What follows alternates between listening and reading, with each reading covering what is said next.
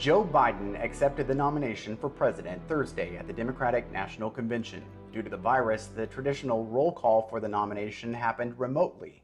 People responded from locations in each state and territory.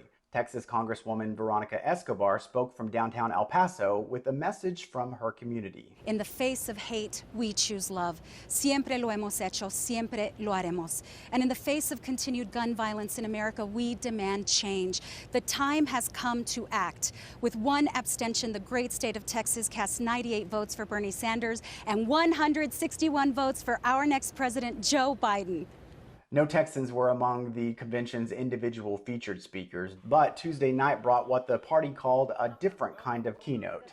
17 elected Democrats spoke together. Their pre-recorded comments were edited together to highlight a message of inclusiveness. The keynote included 2 Texans from the Dallas area. Each shared a message about why they ran for office. In Texas, we're standing up for fierce women like my mom and my tias who raised me to never back down from a tough fight. So we're fighting to make sure that mothers have access to health screenings for safe pregnancies and childbirth. And we're bringing long overdue justice to survivors of sexual assault. I look around my district in North Texas, and I see the people who built this country, the educators, like the single mom who raised me, the men and women on the front lines of our healthcare system. You built this country. Both are Democrats who recently flipped districts from red to blue. Both face Republican challengers in November. The Republican National Convention will be held this week, and the speeches will be live streamed, but the party will bring delegates together in person for the formal nomination of Donald Trump for president. Lieutenant Governor Dan Patrick will lead the Texas delegation. Each state and territory will send 6 delegates to Charlotte, North Carolina. Republicans and Democrats are getting most of the attention, but the Libertarian candidate for president visited Texas this month to remind voters that there's another option in November. From coronavirus to Black Lives Matter, she says Libertarians have a message that voters need to hear. With a message that big government is bad, Libertarian presidential candidate Jo Jorgenson says her party has some common ground with the Black Lives Matter movement. We're both against the racist war on drugs. We're both against no-knock laws. We're both against qualified immunity. So we agree with many of the problems. Unfortunately, they see a different solution.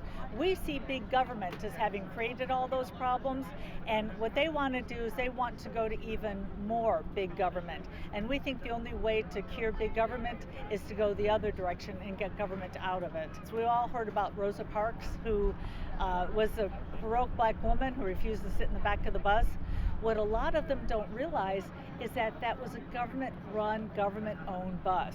And at the time, 60% of the bus ridership were blacks. And so if you think now, what if Uber did something like that? What if Uber discriminated against their best 60% of their customers?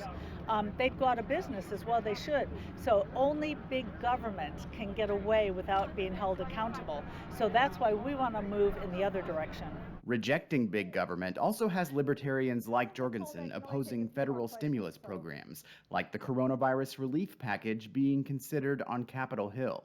So what we got to keep in mind is for each person getting that $1,200, that money had to come from somewhere. And it's coming from the very same people, but it's just costing a heck of a lot more than $1,200.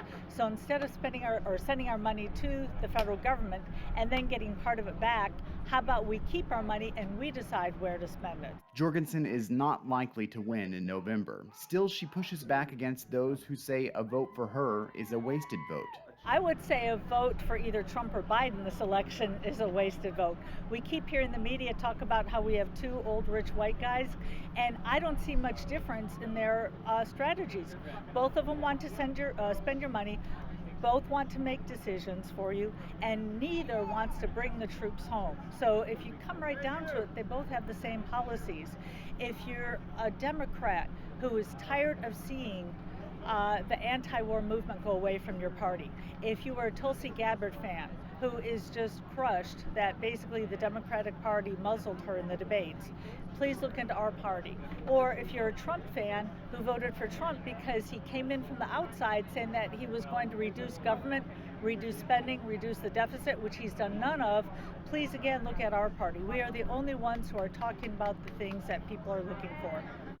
Jorgenson also shared her ideas on mask mandates and on ways to improve healthcare, including cutting costs. And we posted the full interview online. You can find the story in the Texas Politics section of your station's website.